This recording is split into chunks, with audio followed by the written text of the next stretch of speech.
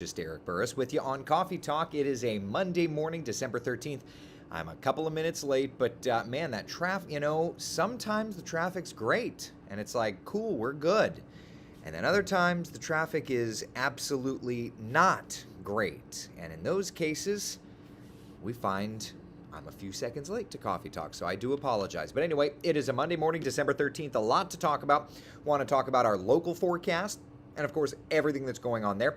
But I also want to talk about the latest going on in the plains in the wake of this weekend's unfortunate tornado outbreak. We'll get to the latest on that in just a moment's time. But let's start off with a peek outside. This is a shot from our beautiful Daytona Beach tower cam. Current temperatures out there are very comfortable. You do see a little bit of haze, not too much, but that said, it's just enough, of course, that we are dealing with not that crisp sunrise. It's not that perfect sunrise. But look at these temperatures. That's about as perfect can get. We're at 65 degrees in Daytona Beach. It's 66 degrees in Orlando, 64 in Leesburg, 61 degrees in the Villages. Connie, good morning to you. Carolyn, good morning to you. Stephanie, how you doing? Beverly, good morning.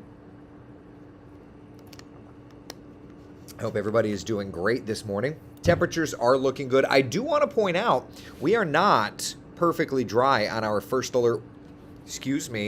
warning live Doppler radar. Good gravy. Put $1 in the jar.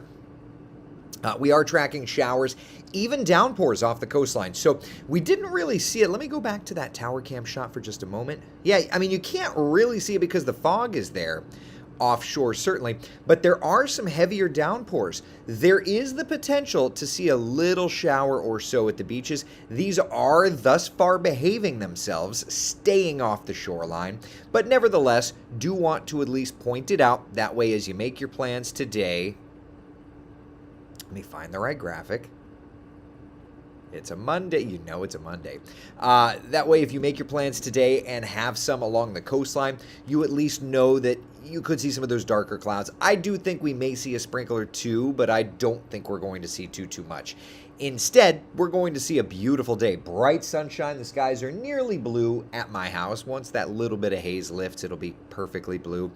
Temperatures today looking outstanding. Mid-70s by about 11 o'clock. Upper 70s for lunchtime. Getting into the lower 80s. It is great. It is just great. Tina, good morning to you. David, how are you? Kim, good morning. Becca, good morning to you. Tim says it's a 2-layer day on the Burris scale. Well, I've got to change and put my suit on here shortly, so it will eventually be a 3-layer day, but that's just out of necessity. I'm doing the new newscast. Max says it's a great day finishing the last 40 radiation treatments. All the best. It is a great day, Max, indeed. Sarah, good morning to you. Tim says it was a gorgeous day yesterday at Epcot. It was. I bet it would have been. I was with family, but it was a little cloudy at the coast. Kenneth, Linda, good morning to y'all. I hope you're doing great. If you're heading out to the attractions today, whether it's Disney or Universal, we do watch for comfortable temperatures this morning. Those temperatures are going to climb, but it's not going to be a bad day. It's just going to be a little warmer, just a little warmer than average. Remember, average highs this time of year run in the mid-range of the 70s. We'll be up to about 79 degrees. That, of course, in the city. What about elsewhere? Let's take a look around the horn. If I can find that graphic, there we go. Here's a look at temperatures across Central Florida today. So 81 degrees does it this afternoon in Orlando, 79 degrees in DeLand, about 80 in the Villages, 77 today in Ocala. And you can see on the top of the screen, average high temperature is 74. Notice again a nice fresh breeze out of the northeast running about 10 to 15 miles an hour. What's going on? Why does it feel so great out this morning? Here's a look at the satellite and radar. Pretty nice and quiet. We widen the perspective out, nice and quiet, widen up the perspective even more. High pressure building into the deep south. Did have that front move through yesterday. And the good news is that high pressure is not just moving into the deep south, but it's also kind of blocking the entire eastern seaboard. Now, it is helping to bring in a little bit of lake effect snow into the communities around the Great Lakes, but for now, many communities are nice and quiet, and in that respect, many communities need it nice and quiet. I want to check in with Tom Yamas from the Today Show. He filed this report regarding the tornado outbreak from this weekend. Take a listen. This morning, on the ground, a desperate search for survivors. The National Guard looking and listening for any signs of life. From above, the scope of the devastation staggering.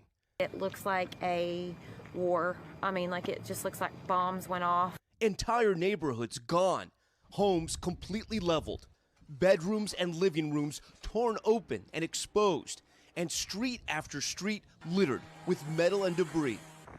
The night of terror starting with lightning-filled skies, revealing massive twisters. More than 30 tornadoes ripping through 6 states. Imagine all your furniture, all your belongings, everything in the house just all of a sudden just flying around you everywhere. It's just the worst thing anybody can go through. To get a sense of what happened, look at these satellite images showing before and after photos of entire towns wiped out. There is no lens big enough to show you the extent of the damage. Nothing that was standing in the direct line of this tornado is still standing. In Kentucky, the governor says at least 80 people were killed, with many more feared dead. The twisters, the most destructive in the state's history, with one tornado tracking more than 200 miles. Kentucky now under a state of emergency, with more than 300 National Guard members deployed. I mean, our little town will never be the same. In Mayfield, one of the hardest hit communities, the entire downtown is decimated. Inside this candle factory, one of the town's largest employers, more than 100 people were working overtime when the tornado hit. The building now flattened, a mangled mess of steel. They got me out. Dozens were rescued, but the company says at least 8 people are dead, 6 still unaccounted for. Tornadoes then moving east to Bowling Green, home after home reduced to piles of rubble. My house is still standing, and there's so many that isn't. And in Illinois, at least 6 people were killed inside this Amazon warehouse when the roof caved in. We have transitioned to search and recovery. We don't expect that anyone could be surviving at this point. In Arkansas, one resident killed after a tornado ripped through this nursing home. Back in Mayfield, survivors jumping into action to help others. Anybody here? Residents going door to door, volunteer crews helping to clean up the extensive damage. Volunteerism, the what can I do, is what gives us hope today. Daniel Carr owns Carr Steakhouse. His family's restaurant's a staple in this community for more than 60 years. We got it close finally. You see it's completely in shambles and gone. The steakhouse, which was evacuated just before a tornado hit, now a broken pile of memories. This morning, on the ground, a desperate... Just awful. Just awful. That was Tom Yamas reporting with NBC's Today Show. As you can see, a much quieter scenario, but it does remind us that severe weather can happen any month of the year, any day of the year. There is that threat. And as we look over to the West Coast, you can see nasty weather moving in with another storm system from the Bay Area, San Francisco, up north through the Pacific Northwest. So unfortunately, it's another case, another opportunity for those nasty storms to be around. That's the unfortunate news. That's the very unfortunate news. The good news is, at least for now, we're not looking at the threat force strong to severe storms around. Certainly not in our area. As a matter of fact, when we peek out and just see what's happening, a nice quiet scope across central Florida. The peninsula, relatively dry, nice dry air. Now, this afternoon, tonight, and even into tomorrow, we are going to watch the East Coast as the winds shift inland and bring us a couple of these little showers, okay? So I do think we're going to have the mention of a few showers around. Keep that in mind. Then tonight into tomorrow, into the next day, we'll kind of keep that pattern, but the temperatures, little by little are going to be going up. Then by about Thursday, okay, so if today's the 13th, 14th, 15th, 16th, so by about the 16th, there's another cold front. You can see it kind of on the top left side of your screen. We talked about it weeks and weeks ago being around the 15th into the 16th. On the BSR, does not look like that front is going to want to do much to make it to us. So we still hold true to this long pattern of just dry air. Okay? Yeah. Warm, dry air in the southeastern United States. we're kind of stuck in this setup. Okay? Becky, how can tornadoes form out of nowhere over ground? Well, you've got to think about what it takes to develop tornadoes. You need warm air and cool air to come together, okay? That's the struggle that we have, especially in the plains. And it usually happens a lot during the spring months. It happens a lot during the spring months. But in the fall and the winter, once we start getting these frontal boundaries colliding with warm, moist air, you do get those scenarios. And so it does happen. I will tell you this much. If you look at the overall pattern here, you can kind of see these storms. Let me bring it up for you. You can see these storms kind of firing up and moving through. And this is just kind of a loop of the radar over the course of Friday and Saturday and Sunday. Cold air, warm, moist air, they collide, they form a boundary. That's a cold front, essentially. And so when you see that type of scenario, you always look for where the majority of the energy is, right? And it's where the majority of the energy is located, that's where you look for the strongest threat for that severe weather. Now, that said, we've gotten very good at knowing where these storms have the highest threat for severe weather. Case in point, this day, if you can recall on Coffee Talk, we were discussing the threat for severe weather there. And we were even comparing it to the last LRC cycle. So, these folks were warned. In these areas, there was the threat for severe weather. The question is, do they know how to get warned in that moment, right? Like, local weather people, I obviously am not on the air up there. I mean, anybody could watch Coffee Talk, but the residents, were they watching local meteorologists that they trust? Did they have a way to get warned? NOAA Weather Radio is a great resource. Okay. What about, do they have their emergency alerts turned on? For you and I, we've developed the First Warning Weather app, right? And so the idea is you can download it and turn on those alerts. And perhaps more specifically, in addition to just storms approaching and lightning nearby, if you were to scroll the alerts down, and I'll play this again for you just so that you can kind of see. All you have to do, download the app and then go into the settings, and you can turn on notifications for storms, but you can also turn on, and this is potentially life-saving. Turn on the watches and the warnings. Okay? That'll keep you up to date. I'm going to be a megaphone, but you gotta tune in, right? You're not going to tune in, you're not going to get warned, you're not going to know. I can only do the best I can. So it's vital. WESH 2 mobile app. Then on your cell phone, you can turn on emergency alerts. And I suggest having a NOAA Weather Radio. Truthfully, have at least 2 ways to be warned. Seriously, have at least 2 ways to be warned. Freya says, tornadoes always scare me.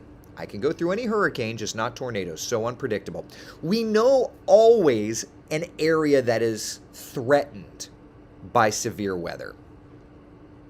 You're not going to know the exact spots, but we've got a good idea. And I can tell you, having covered Central Florida weather, having covered Florida weather my entire career, I am going on, I'm on year 20 of my career.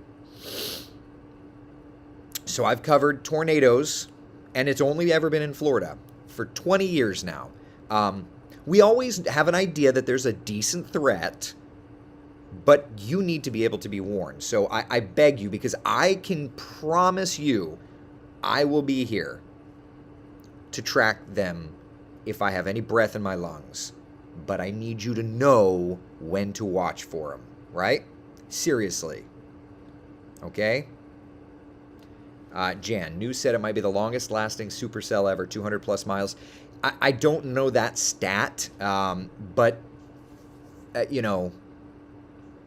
it'll be interesting to see. That's where the National Weather Service does does God's work. And I reached out to Tony Cristaldi at the National Weather Service. I need to do it again. Stand by. while I'm sitting here. Let me message him again.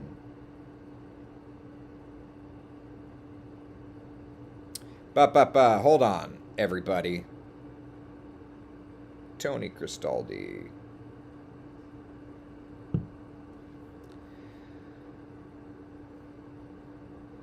Hey, bud. See if he messages me back. Maybe he's avoiding me. Maybe he's no Coffee Talk fan. Maybe he doesn't like what we do on the Coffee Talk. He's a good guy, though. I think he'll join. We just need to get in touch with him. It was his weekend. I get it. Bonnie says a family member's aunt worked at the candle factory. She had just gotten off of work and was at her car when the siren went off. She almost went back into the plant but decided to go to her home instead, which turned out to be a good decision. My God, that's terrifying. Vivid Saunders says, warnings, helpful, but shelter is important. A direct hit, there's not much they could do other than find a place underground to stay safe. Well, and that's true. That begs the question, right? What do you do up there? What is a safe room, right? Well, when you look at the home, and just because this is the topic of conversation, obviously the basement underground is the best place, okay? For us in Florida, we do not have basements. So what do we look for a safe room, right? What you have to look for is your innermost rooms away from doors, away from windows. So it could be a staircase. It could be a bathroom, a powder bathroom, understairs closet. You just want to put as much around you and get yourself into the most amount of protection. So in this example, that bathroom or laundry room or the staircase under the staircase closet, in my house, it's going to be the closet under the staircase. That's as many walls as is possible to protect, so that's kind of where we're at. Susie says we have the WESH alerts on, but we also receive alerts from Marion County by phone, text, and email. Exactly. No matter what it is. Listen, I am not here to sit and advertise WESH. I'm going to give you information when we have services to offer, certainly. But I will also tell you, you need other options. You need other ways. NOAA Weather Radio is a fantastic resource, right? Becca, this is why we love you. You have and will be here for us during bad weather. I will do my darndest, I promise you. Terry, how do I install the app on my Android? Well, you just go to the Google Play Store. But in addition to that, also get and make sure that, and I don't have an Android device, so I can't show you, but if you go into, is it settings? Where is it? There's...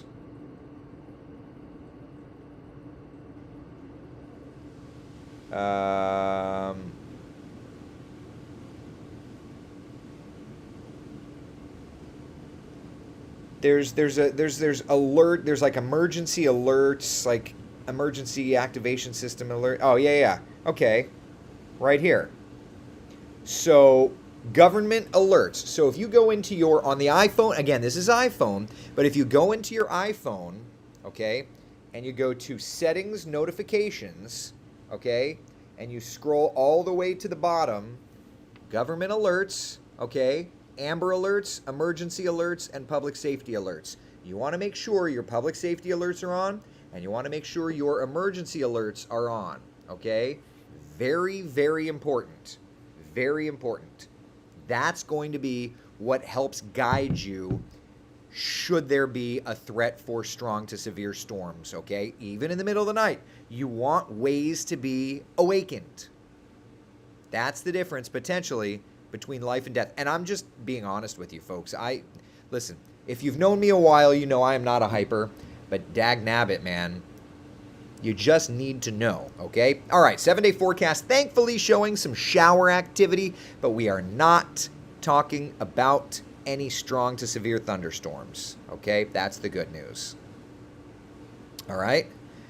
Becca says, my mother-in-law has a basement. She lives in Lake Mary. Seriously? I've never heard of anyone that has a basement in Central Florida. That's very cool.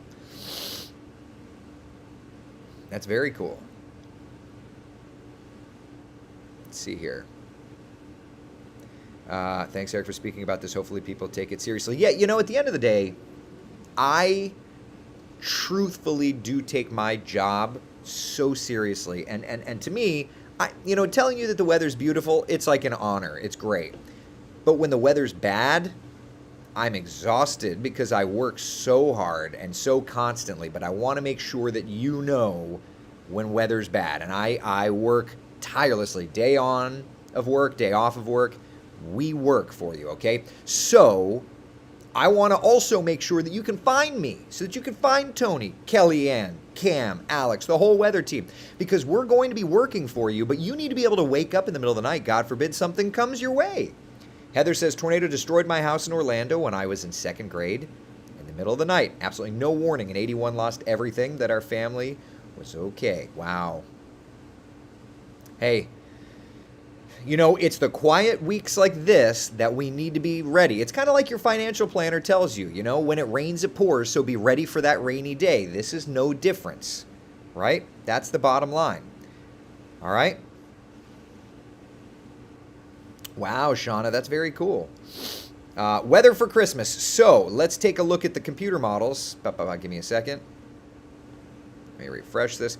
So I think we're still on track for what we were discussing yesterday, which is early Christmas week, kind of a storm system moving in, and then afterward, kind of clearing out by Christmas Eve and hopefully getting that next front in Christmas, the day after Christmas. All right, so here we are. You could kind of see some coastal showers through Wednesday for us. There's another storm system, a nice, looks like a little clipper type. There's a front. Oh, hold on, I've got a... Oh, it's because this is the Euro. I'm like, why are you not going far enough out? Okay. Stand by. All right. GFS goes further out, so I want to make sure to share that with you. All right, so here we go. Coastal showers for us. There's that storm system. There's that cold front. Remember, we were talking about the 15th, the cold front. There it is on the 16th. It's a day late. Called it, though, weeks ahead. But that front does not seem to want to move into our area. Thank you so much, La Nina. All right, then we just kind of continue with coastal showers. There's Sunday the 19th. It's going to be bubbling up moisture early Christmas week for us. Look at that. Nice storm system into the northeast Tuesday the 21st. Looking good. And then there's a pretty big storm system. That's Christmas Eve coming through Christmas Day. That's a big storm system bringing some winter precipitation, it looks like, through the Smokies, Tennessee, even. But according to that, North Carolina? Huh. And then kind of becoming it looks like a nor'easter cranking up right on Christmas Eve into Christmas Day. Wouldn't that be something? Wouldn't that be something? Of course, it doesn't look like it wants to bring much cold air to us. And then there's another storm system moving through after. Huh. Ay, Gavolt, this La Nina just messing with our forecasts left and right. All right. So there you go. Nice mild air for us these next couple of days. How funny. How funny. Max, your service to our community is beyond. Thank you very much, Max. I will always fight for you, buddy. Sarah, you're beyond us. Thank you very much, you guys. Seriously, thank you.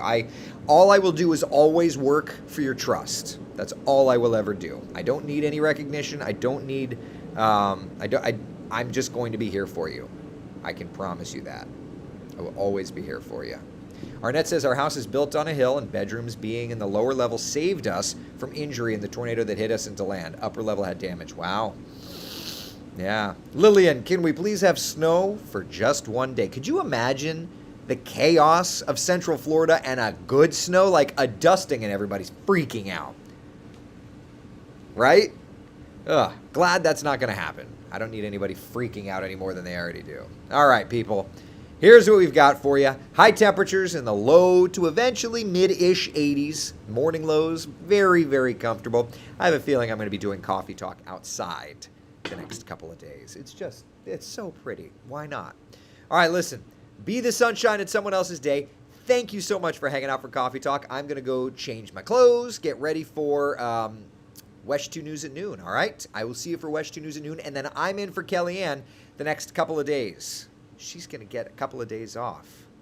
Deserves a couple of days off. Kellyanne, when I see you in the office, you go. Do not pass go. Do not collect $200. Just run out of the office. Start a couple of days off, all right? All right, guys, I will see you today for the noon broadcast. Be safe. Be good. See y'all later.